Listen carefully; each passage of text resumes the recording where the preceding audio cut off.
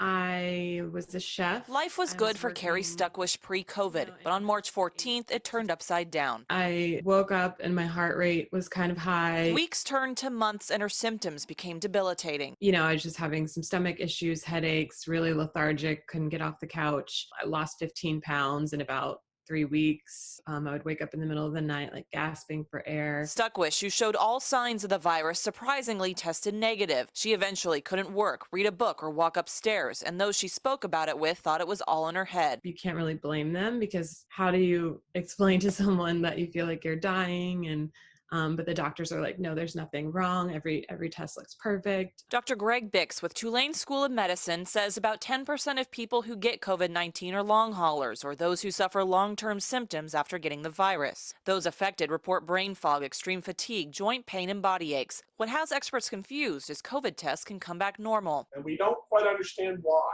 There's some theory that perhaps there's residual virus that lingers, and there's other hypotheses that there's a hyperimmune response that can persist even when the virus has been cleared. Dr. Bix also says depending on the test and when it was taken relative to the illness, it could be a false negative. With so many questions, work is starting locally to find answers. And so one of the things we're trying to do at Tulane is we've established a biobank where we're collecting blood and other tissues from willing patients and people that have recovered from COVID-19, so we can then do research and look, are there any particular factors that would predict someone that's going to develop this problem? I feel that it's the gift that keeps on giving because we don't know what we're going to want to know, 5-10 years from now, perhaps. Still symptomatic, Stuckwish is hopeful. And really just giving me a new appreciation for my health in general and the things that I have. And is optimistic. A clue will one day be found that could help her and so many others. Jay Cunningham, Eyewitness News.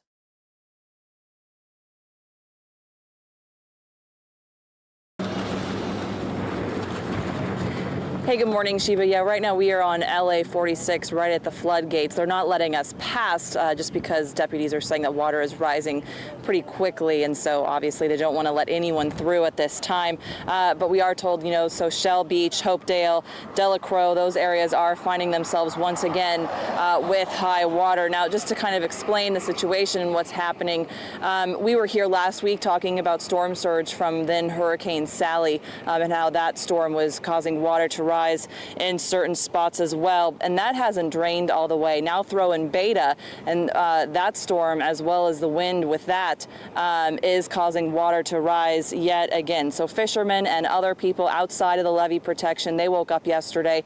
They saw water was rising, and they were scrambling to try and get all their property to higher ground. Take a listen. They got people scrambling to find high pylons to tie their boats to. So everybody got caught unprepared for this one. I mean, if you ain't got a big truck, you ain't getting down there. Well, Parish President Guy McInnes, he says the problem is that the storm surge from Hurricane Sally is being held up by the rock dam at the Mississippi River Gulf outlet, and I believe we are expected to speak with him in just a little bit, so stay tuned for that. Reporting live, Jay Cunningham, Eyewitness News. All right.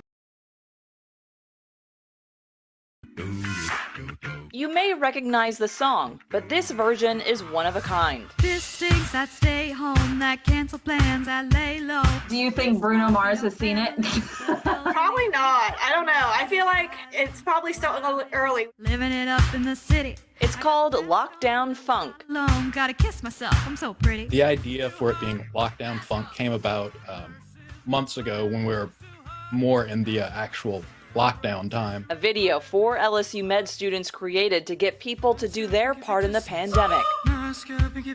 We kind of just used the skills that we already had to make something fun out of it. It looks like a blast. It was a blast, yeah. Don't believe me, just watch. The idea came a few months back when an advisor challenged them to make a video on COVID-19. So I'm assuming that means we should do like a music video. Now, several months after the fact, we realized he actually asked us to do just like a normal verbal PSA. Stop. Wait a minute. The students, all with a musical background, came up with the parody and got to work, bringing it to life. Drinks can flow out. I walked around campus looking for people being like, hey, you want to be in a PSA music video? The end result is magic. It's too hot. Mask up. It's really funny, honestly. We were definitely being goofs like we usually are. And while it's all in good fun, they just hope their message sticks. Every time you're thinking about going out, like, remember to wear a mask, you know, think of Lockdown Funk every time you hear Bruno Mars. We're grateful to be able to make this video. Because like the video, they say everyone has a part to play in bringing the pandemic to an end. Jay Cunningham, Eyewitness News.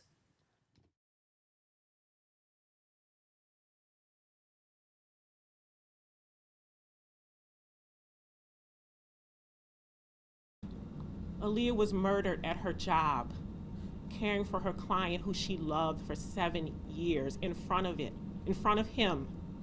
Her grandchild was there. The senseless murder of Aaliyah Henderson has left those who knew her with anger, sadness, and heartbreak. Let it stop here. Let the tears stop here. Let the violence stop here. Let's come together as a community and say enough is enough. The 40-year-old worked as a personal care assistant. A month ago, while with her patient on his front porch, shots were fired. Henderson, who wasn't the intended target, was hit and killed. Her mom, Florida Lazard, says that day her world crumbled.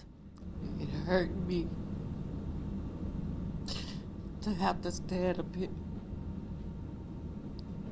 because I lost my daughter to a senseless shooting. At a press conference Wednesday, Lazard let her pain show. At one point, she clung to her daughter's co-worker, saying it was too hard. I can't do it. Hey.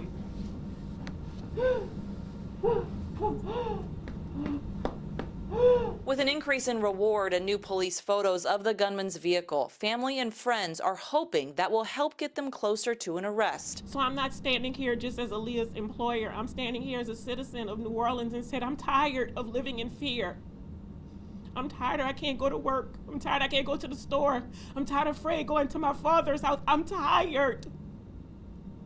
And I hope you guys are tired too. Enough is enough. So we're begging, we're pleading. Let there be justice. And as they mourn the loss of this mother, daughter, and friend, they're asking for any sort of help so their shattered hearts can slowly be put back together again. Jay Cunningham, Eyewitness News.